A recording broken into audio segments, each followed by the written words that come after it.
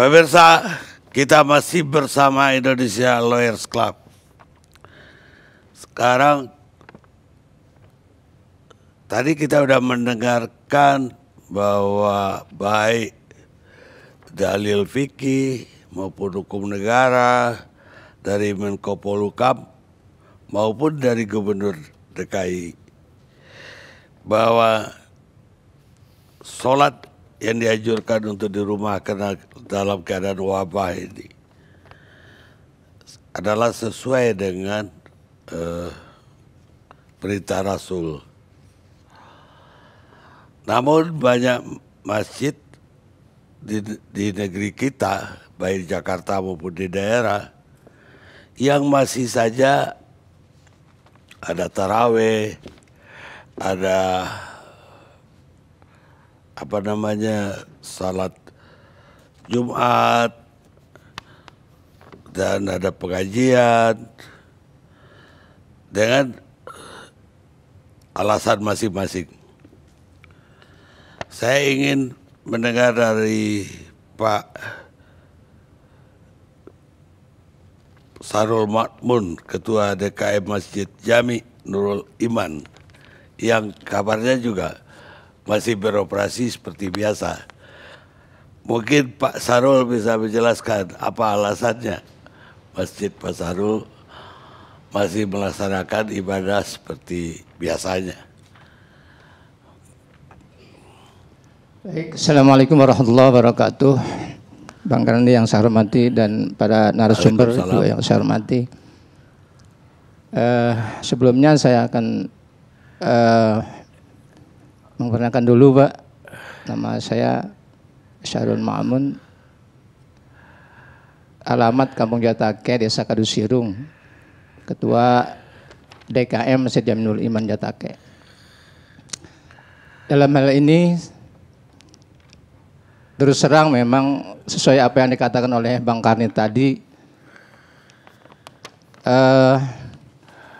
kebiasaan kami di Kampung Jatake masih tetap berjalan, baik itu taraweh maupun sholat Jumat. Tetapi dalam hal ini kami masih juga mendengar seruan pemerintah terhadap sholat Jumat yang harus di muakotan, dihentikan sementara. Dalam hal ini kami sebagai pengurus atau Ketua DKM Masjid Jaminul Iman sudah melaksanakan ati Allah wa atiur Rasul wa ulil amri minkum. Perintah Allahnya sudah kami jalankan. Sudah. Perintah Rasulnya sudah kami jalankan. Sudah. Kemudian perintah pemerintahnya sudah kami jalankan juga. Ketika pemerintah sudah mengumumkan bahwa sholat Jumat itu harus dihentikan, dengan berat hati kami dengan masyarakat dan tokoh agama, para asatiz bermusyawarah. Kemudian sebelum kami tawakufkan sementara adalah sholat Jumat itu, konsultasi dulu kami dengan Majelis Ulama Indonesia Kecamatan, kemudian dengan HMI, DMI maksud kami, sudah kami usahakan dengan tokoh, dengan para alim ulama, para kiai yang senior, bahwa kami akan meniadakan sholat Jumat gimana. Kalau di kampung-kampung lain gimana? Para kiai ada yang mengatakan kami masih tetap melaksanakan. Nah, alasannya adalah mereka orang-orang setempat. Ya, kemudian Pak Lurah kami juga melarang. Oke lah. Kami berpikir juga bagaimana ini pemerintah harus kita dengar, di sisi lain kami juga nggak mau meninggalkan perintah Allah seperti itu. Ya, akhirnya dengan berbagai pertimbangan pada saat itu tanggal 3, Jumat yang tanggal 3 itu, Pak, ya kami hentikan sementara sholat Jumat, tidak melaksanakan pada saat itu. Walaupun kami dengar di setiap kampung ada yang melaksanakan. Saya usul kepada Bapak Lurah, saya di Kampung Jatake, Desa Kadusirung siap untuk sementara menghentikan tidak sholat Jumat. Tapi dengan catatan semua dalam satu desa itu harus tidak mengadakan. Gitu. Ternyata kami komitmen 2 kampung tidak mengadakan, 3 kampung tidak mengadakan, 2 kampung yang mengadakan sholat itu. Ya. Akhirnya setelah itu tidak mengadakan. Lalu setelah itu beberapa hari kemudian saya mendengar bahwa saya menganjurkan sementara tidak mengadakan sholat Jumat, tetapi di sisi lain ada yang melakukan sholat Jumat, termasuk di kampung saya. Jadi ada dualisme, seakan-akan ada dualisme seperti itu. Tapi biarlah mereka seperti itu. Saya mengindahkan kepada pemerintah, tetapi di sisi lain saya dapat teguran dari warga masyarakat saya seperti itu. Dilema sebetulnya. Di sisi lain saya harus menghargai pemerintah, dan di lain sisi saya juga harus mengindahkan juga, yaitu himbauan masyarakat kami. Ya, silahkan seperti itu. Jadi minggu berikutnya kami melaksanakan lagi. Minggu berikutnya sampai kemarin kami tetap melaksanakan. Alasan yang kemarin kami tidak melaksanakan itu karena memang alasannya di beberapa perusahaan itu banyak yang masuk ke dalam kampung kami, yaitu melaksanakan sholat Jumat berjamaah dengan kami. Ya, kami khawatir bahwa yang membawa virus itu adalah orang luar, naudzubillah. Ya, tapi itu hanya khawatir saja. Ya, tetapi alhamdulillah sampai saat ini itu tidak ada, Pak. Nah, kemudian setelah itu ya kami berani lagi mengadakan sholat Jumat lagi, karena di depannya itu sudah kami pagar, Pak. Sudah kami kasih portal di dalam itu, masuk ke dalam itu, kemudian di sana ada shower. Jadi setiap orang yang masuk ke dalam itu kena shower dulu, gitu. Kena shower dulu, disiram dulu kayak gitu ya. Terus kemudian di sebelah sananya ini apa? Air tok. Bukan air apa? Disinfektan, ya, disinfektan itu seperti itulah. Kemudian, nah di depan itu dipagar juga, Pak. Jadi nggak ada masuk orang luar ke dalam, hanya toh penduduk Jatake asli. Oleh karena itu kami tetap melaksanakan sholat Jumat pada itu. Karena alhamdulillah sampai saat ini tidak ada, dan mudah-mudahan tidak ada seterusnya. Maka kami berani mengadakan sholat Jumat tetap berjamaah di sana. Karena alasannya orang luar tidak ada yang sholat Jumat di situ. Ya. Kemudian taraweh, dari awal saya sudah mengumumkan sholat taraweh. Kalau bisa bapak-bapak di rumah, ibu-ibu juga di rumah taraweh. Karena kita mendengarkan pada hari ini Kementerian Agama akan mengumumkan jatuh tanggal 1 Ramadan ini pada malam Jumat, kira-kira seperti itu. Ya, kita yang mau sholat Jumat sholat taraweh berjamaah silahkan, kalau enggak lebih baik kata pemerintah di rumah seperti itu. Tapi nyatanya masjid itu hampir penuh. Termasuk ibu-ibu yang antusias sekali. Tapi oleh kami dibatasi, ibu-ibu di belakang, kemudian bapak-bapak di depan, seperti itu. Ya, kemudian tempat duduknya juga difasilitasi oleh kami di belakang. Ya alhamdulillah. Kenapa? Karena mereka antusias untuk melaksanakan ibadah puasa ini, Pak.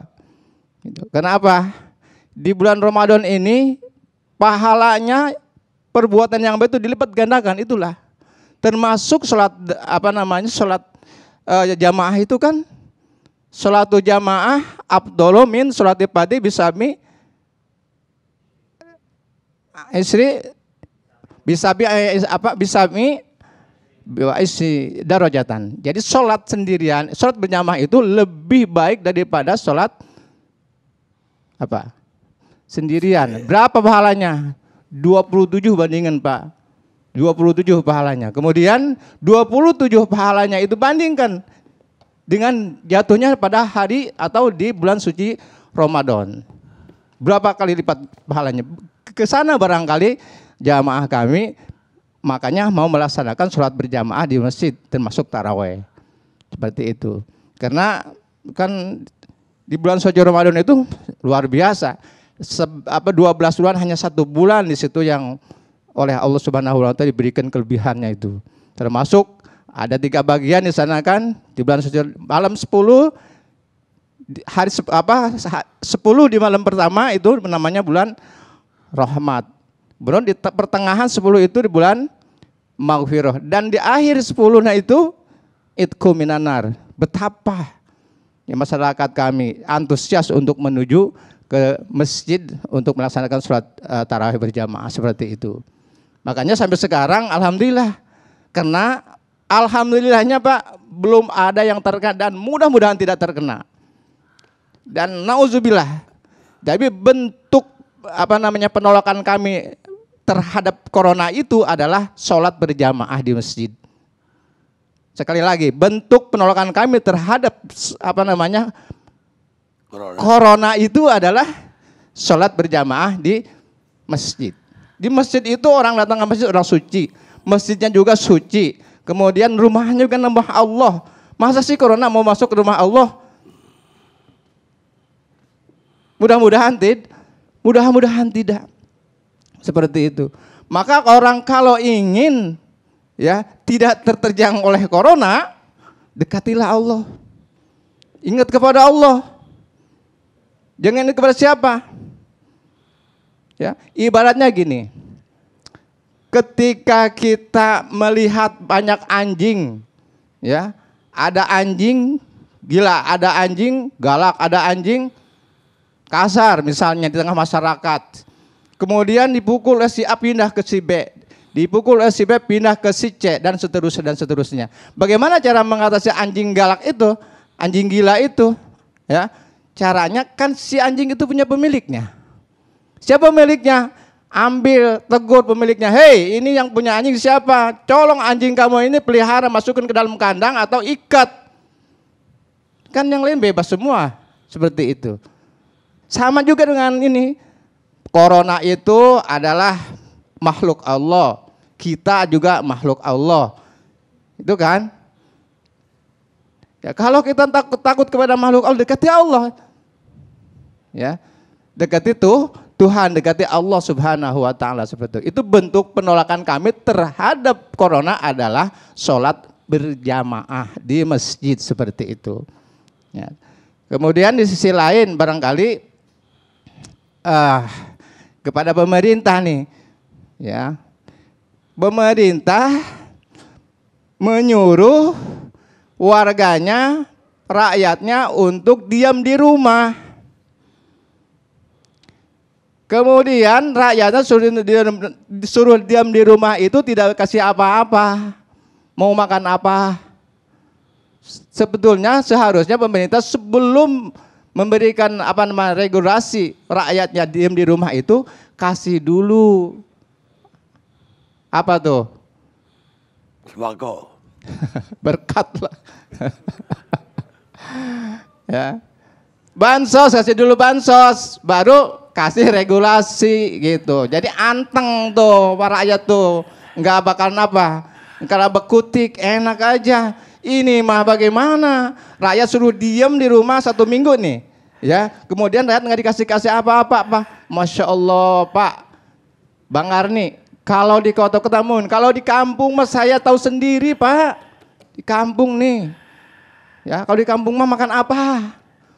Kalau mereka dikasih diam di rumah itu barangkali model Bapak Menterinya, Bapak Gubernurnya, Bapak Bupatinya, Bapak DPR-nya, MPR-nya mungkin iya bisa, tapi rakyat kecil tercekik nih hatinya. Masya Allah subhanallah, bayangin Pak. Saya di sekampung sendiri tahu sendiri kondisi masyarakat itu seperti itu. Di sisi lain perusahaan ya berhenti. Kemudian karyawan diberhentikan, ya. Kemudian apalagi yang kerja sekarang yang tukang tani, yang tukang dagang eceran, yang tukang ngompreng. Bayangin mobilnya kagak ada, batunya kagak ada, bagaimana? Coba bayangin dulu mah mau buka anak sudah siap apa? Rujak segala macam di situ sudah sediain. Sekarang mana bayar? Nangis, masya Allah, subhanallah. Oleh karena itu sekali kali kami mohon kepada pemerintah, ya, kepada pemerintah, ini hanya sebatas ini doang, ya, wacana-wacana di masyarakat itu sudah nunggu-nunggu kapan ini pemerintah. Kemarin sudah diumumkan bahwa setiap orang katanya, setiap kakak itu 600.000 per kakak, sampai sekarang mana? Terus sudah begitu katanya di apa? Ya dipilih-pilih orangnya yang kena dampak corona. Yang kena dampak itu siapa? Semuanya yang kena dampak itu bukan hanya yang putus kerja saja. Justru yang putus kerjaan aja punya pekerjaan, tanya punya gaji. Coba yang nggak punya kerjaan tadinya, itu yang sangat dampak sekali kepada apa? Kepada corona itu tadi. Maka jangan dibedakan. Ya, makanya ketika kemarin dipinta satu orang itu KK dan KTP, mereka berharap, wah, saya dapat insentif dari pemerintah nih akibat corona nih. 1 bulan 600.000. Semua begitu. Saya bilang kepada Pak RT-nya, Pak RT hati-hati. Ini siapa dapat? Si A, si B, si C. Berapa orang? Satu RT ada yang 2 orang, ada yang 5 orang, ada yang 6 orang. Kok enggak semuanya? Cemburu sosial yang terjadi di masyarakat seperti itu. Makanya kalau mau rata semuanya. Jangan diplikasi. Yang dampak positif, yang dampak corona itu dianggapnya yang putus kerja, yang di PHK. Yang lain, itu justru yang paling kena dampak banget. Ya, yang enggak punya pekerjaan. Pak, Bapak mah enggak tahu. Orang yang bekerja di Amprak, mohon maaf. Ya, Ampraknya mobilnya tidak ada. Yang nurunin pasiennya kagak ada. Ya, kemudian apa? Mereka diam di rumah. Makan apa? Tapi ketika memang pemerintah itu misalnya ada janji-janji itu yang harus disampaikan kepada masyarakat, tolong secepatnya, kasihan masyarakat, kasihan. Seperti itu, Pak. Pak Sarul, ini masjidnya di mana ini? Masjidnya di Kampung Jatake, Pak. Di mana itu? Di Jatake, Desa Kadusirung, Kecamatan Pagedangan. Kabupaten? Tangerang. Oh, Tangerang. Iya, Tangerang, Pak. Bukan Jatake Manis, tapi Jatake Desa Kadusirung. Baik, Pak Sarul. Terima kasih banyak.